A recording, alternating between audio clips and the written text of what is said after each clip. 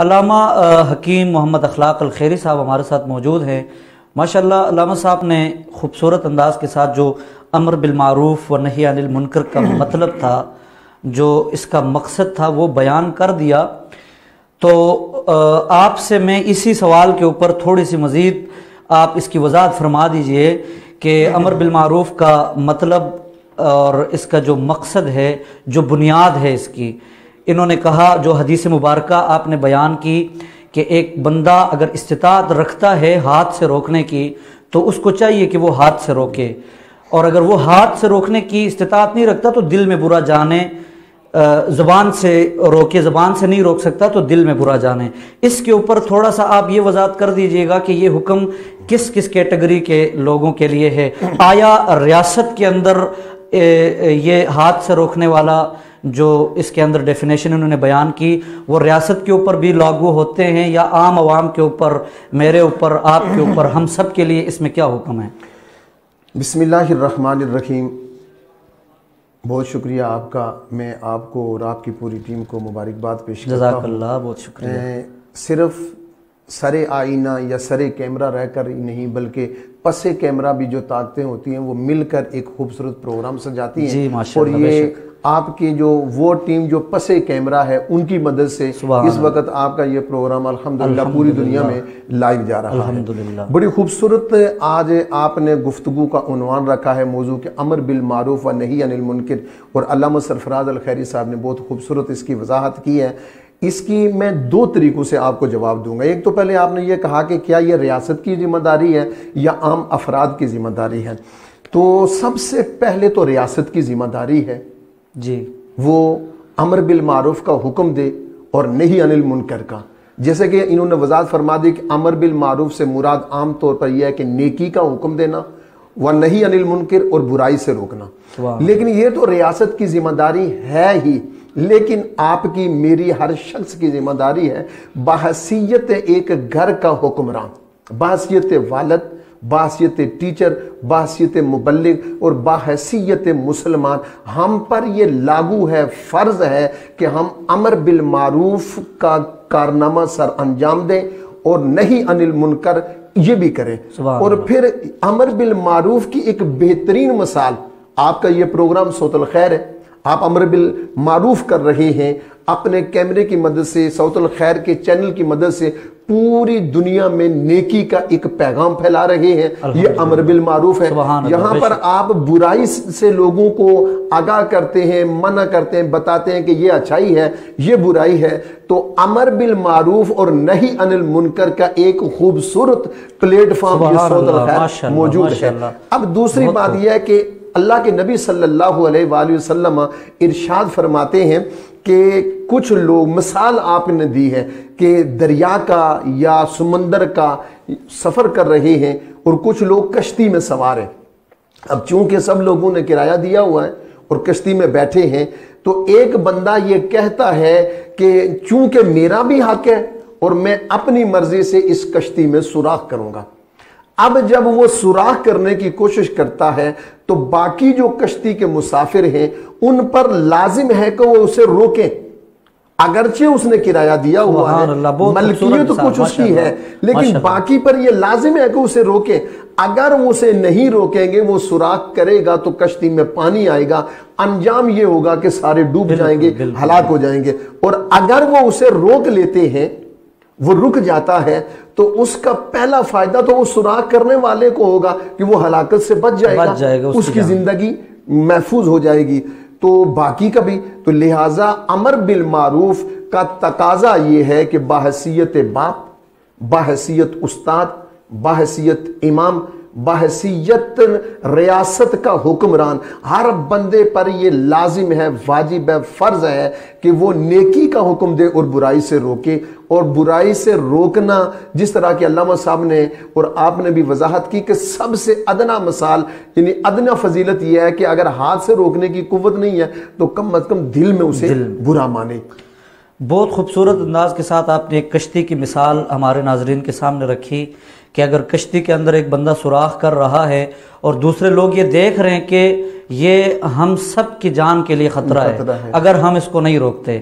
دوسرا اسی کے اندر ذرا یہ ایڈ کر دیجئے کہ ایک بندے کے سامنے یہ غلط کام ہو جاتا ہے اور وہ یہ تینوں کیٹیگریاں جو ہاتھ سے روکنا، زبان سے روکنا یا دل میں برا جاننا، ان میں سے کوئی بھی کام وہ نہیں کرتا، تو اس کے لیے شریعت کیا کہتی ہے، اللہ رسول کا پیغام کیا ہے، حکم کیا ہے، اس کے اوپر تھوڑی سی وضاحت ذرا ناظرین. اس کے لیے میں صرف اتنا کہوں گا کہ مولا کائنات علی المرتضیٰ شیر خدا کرم اللہ تعالی وجہ الکریم فرماتے ہیں کہ امم سابقہ میں سے بنی اسرائیل کا کوئی عابد تھا، زاہد تھا، نماز پڑھ رہا تھا. بڑی سننے والی بات ہے کہ وہ جب نماز پڑھ رہا تھا، اس نے نماز پڑھتے ہوئے اس کے قرب میں کوئی بچے تھے، وہ مرغے کے پروں کو اکھاڑ رہے تھے.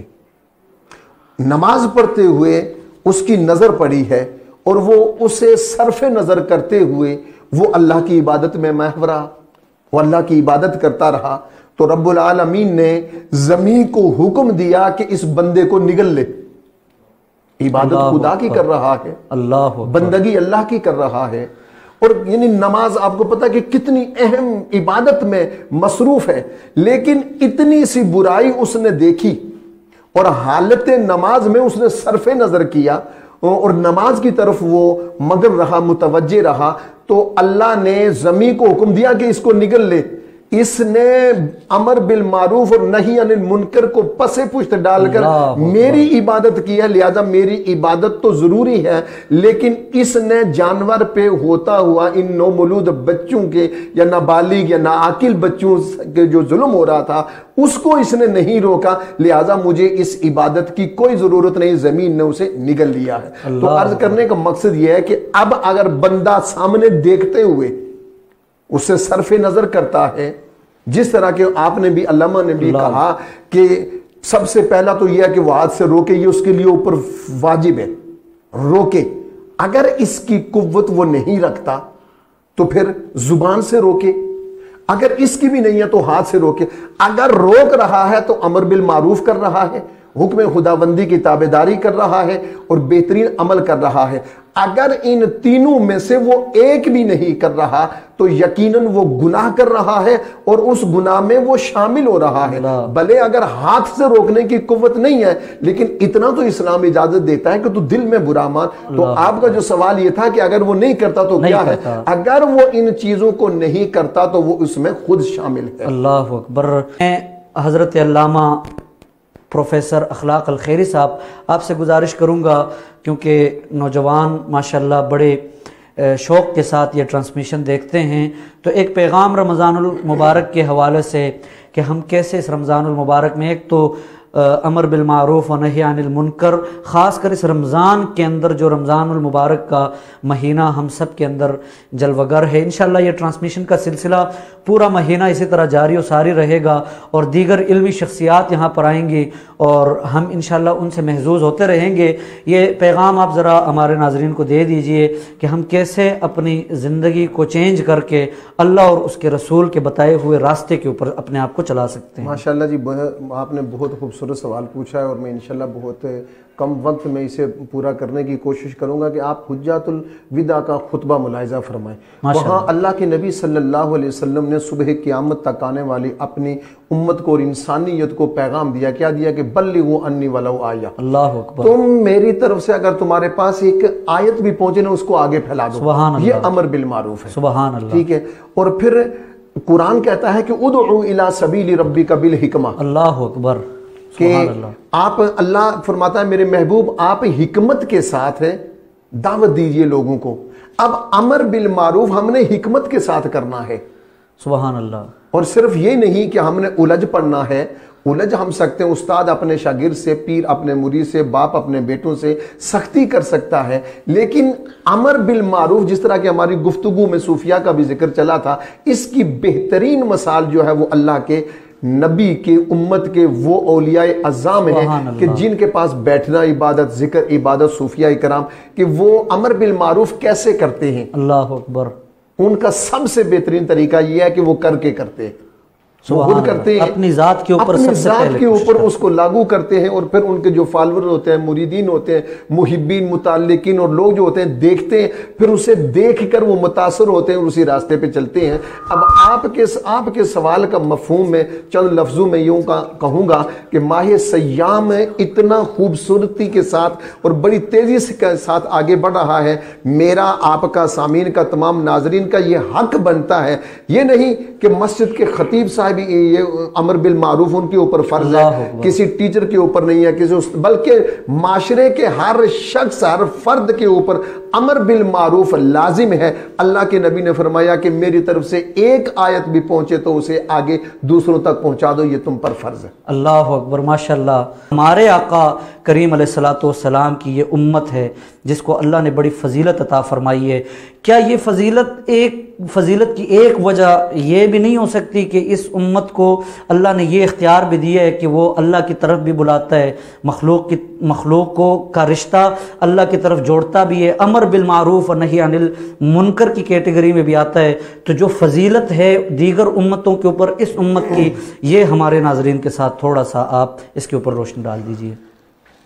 اللہ کا قرآن کہتا ہے کنتم خیر امت اخرجت للناس تأمرون بالمعروف وتنہون عن المنکر۔ سبحان اللہ۔ اس امت کا اعزاز، اس امت کا اعجاز، اس امت کا اکرام، اس امت کی فضیلت، اس امت کا مرتبہ اور مقام، ایک یہ وجہ ہے، جہاں بہت ساری وجوہات ہیں، وہاں ایک یہ وجہ ہے کہ اخرجت للناس تأمرون بالمعروف وتنہون عن المنکر، سبحان اللہ، نیکی کا حکم دیتی ہے اور برائی سے روکتی ہے۔ مطلب یہ جو فضیلت کی میں بات کر رہا تھا، میں آپ کی بات کے بیچ پہ، یہ جو فضیلت کی دیگر امتوں کے اوپر فضیلت ہے، یہ اس کیٹیگری کی آپ بات کر رہے ہیں کہ یہ اس وجہ سے ہے کہ یہ امت برائی سے روکتی ہے اور اچھائی کی طرف حکم دیتی ہے، اچھائی کی طرف حکم دیتی ہے، یہی اس کا اعزاز ہے، یہی اس کا اعجاز ہے۔ بہت ساری اور بھی وجوہات ہیں، اس کے سب سے بڑی فضیلت تو یہ ہے کہ یہ وجہ تخلیق کائنات نبی کی امت ہے، سبحان اللہ۔ لیکن میں جو ہمارا موضوع ہے، تو اللہ کا قرآن کہتا ہے کنتم خیر امت اخرجت للناس، تم نکلتے ہو لوگوں کی بھلائی کے لیے، تو اعزاز اس کا ایک یہ ہے، اور یہ تب تک